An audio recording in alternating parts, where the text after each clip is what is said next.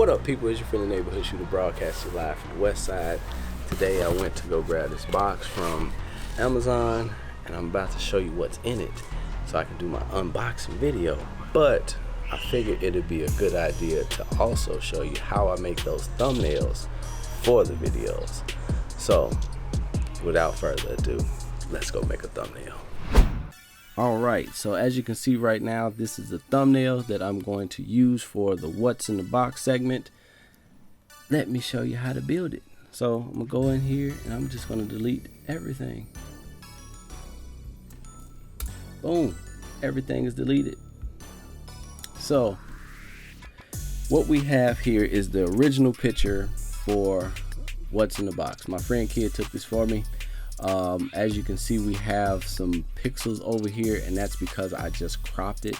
So if I go in here and if I stretch the crop back in, then you'll see that it's the original picture. It goes back to the original picture. But the reason why I opened up the crop tool and I stretched it over is because I was trying to get more brick over here so it can allow for just a little bit more room for the words. And that's the reason why I try to take some of my thumbnails in in rule of thirds, so that way I can allow for some space either to the camera right or camera left. But let's fill this in. So to fill this in, I'm gonna go to the marquee tool, rectangular marquee tool, and we're gonna just make a nice rectangle. I want to say rectangular so bad, but let's also, while we're here, let's duplicate the layer. Oh no, that duplicated the marquee. So before you start, always duplicate your layer because you want an OG layer, right? So this we're going to rename OG. So that's our original layer, and we're just going to turn that off because we don't need it right now. Now let's go back to the marquee tool. Let's make that selection. Get notifications here. Make that selection, and then Jesus Christ. Make that selection and then go over to the patch tool, and in the patch tool we're just going to select the area of brick that we like. I'm just slowly moving that over with the mouse. You kind of want to line the brick up a little bit with the mortar if you can, but in this case it doesn't need to be like super perfect because I'm gonna do something else with it. So once you have that selected, click again, click off the selection part, and as you can see down here at the bottom we have a little bit that showed. No problem, go in there and we can crop up just that taste. Boom, there we go, there we have it. So next, let me grab this pen. Next we're going to go over here and grab this is the selection brush, and with the selection brush I'm going to use right bracket or left bracket. Left bracket makes it smaller, right bracket makes it bigger. So we're just going to select the box, selecting the hand, selecting my face, selecting my shoulder, all down there. This is just a quick selection, quick, and then I'm gonna use the option key just to deselect anything that I don't want in that selection. Obviously we can size that up just a little bit. I use the mouse, what is that, not the actual mouse from Apple, but their pad, I don't know what they call it, but they're the pad and not the mouse, mostly because I can do the same gestures that I would use on my phone on the actual pad, so it's just easier that way. If I need to size something up, I just make the gesture as to how to size stuff up on your phone. So it's kind of like a pinch and scale type deal. I don't know what they actually call it, sorry about that, Apple, but that's what I use. And we're going to make sure we get that selected over here. Select those Ray-Bans, and we're going to check our selection all the way down. Let's deselect holding that, deselect that brick. All right, that looks pretty good to me. Sometimes I go up here and I hit refine if I need to refine the selection and just make sure everything is as perfect as it can be.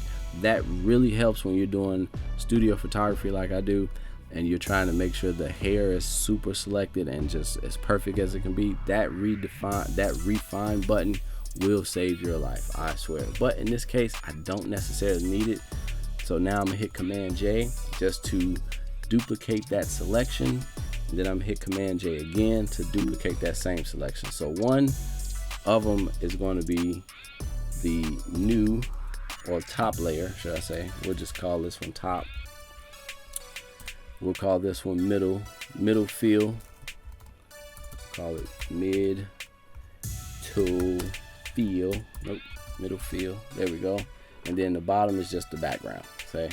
So on the middle fill layer, let's turn off the top layer, and then let's turn off the actual background layer. So on the middle fill layer, go up to edit and go down to fill with primary color. So that way it makes me have like a white shadow. Let's turn the top layer back on, and let's turn the background back on. So as you can see, nothing is really shown like I did anything to it other than just stretch the brick out.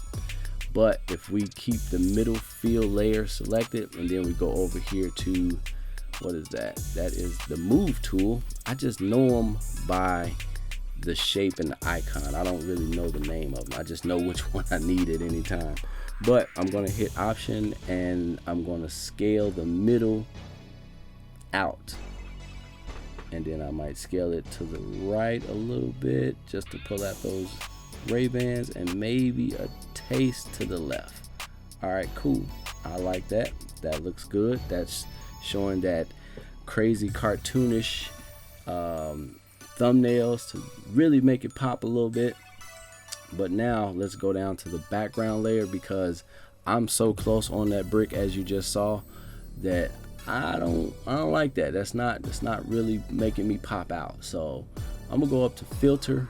Then I'm gonna go down to blur, and you have your choice of what blurs you may like to do. Me, I'm gonna use the zoom blur on this one to really make it pop out. If you can see the feathering of the selection that we made when we made the new brick, it's showing. And the reason that's showing is because, let me cancel this. The reason it's showing is because this is still a workable, it's still reading all the information that you added to it. So if you added new brick off here to the left, it's still reading that information. So to make it just a regular picture like we took it, we're gonna go down here to rasterize and trim. So that way it's compiling it, it rasterizes it, so it's no longer, it's an actual picture like you actually took it that way. So now we go back down to blur, go back to zoom blur. And as you can see, those feathered edges are not there because this is a real picture we took it. I like the zoom blur to be at 100% on this one because it's really over dramatic.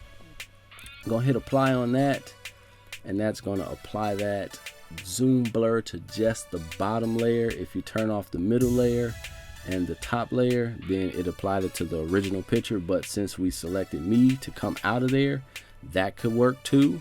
And if you wanted just a little pizzazz, you can put that on there. So it really just depends on how you want your thumbnails.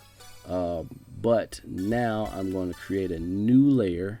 Go right over here to, this is the artistic text tool. It's pretty much just a type tool. Select on the new layer, and I'm going to write what's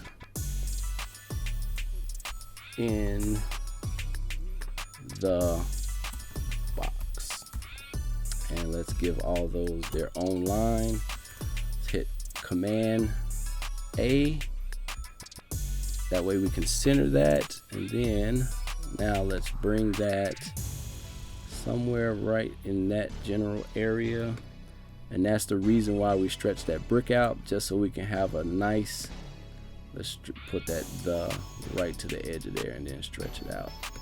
But that's the reason we added that extra brick, so we can have a nice extra area to add the words for the actual thumbnail. So now that that is done, so after we get the letters and the font that we want, you will go down to I would go down to outer glow, hit outer glow, change that blend mode to normal. I would bring the intensity all the way to 100, and then the pixel radius to probably 3.5. It's normally a good number. Then color, I'm just going to change the color to just black, so that way it really makes it pop out and it's just not a flat, the letters don't look flat. But if you like this video, put them thumbs up in the air, click them like you just don't care, shoot that arrow at that subscribe button, and ring that bell for notifications, and I will see you in the next video.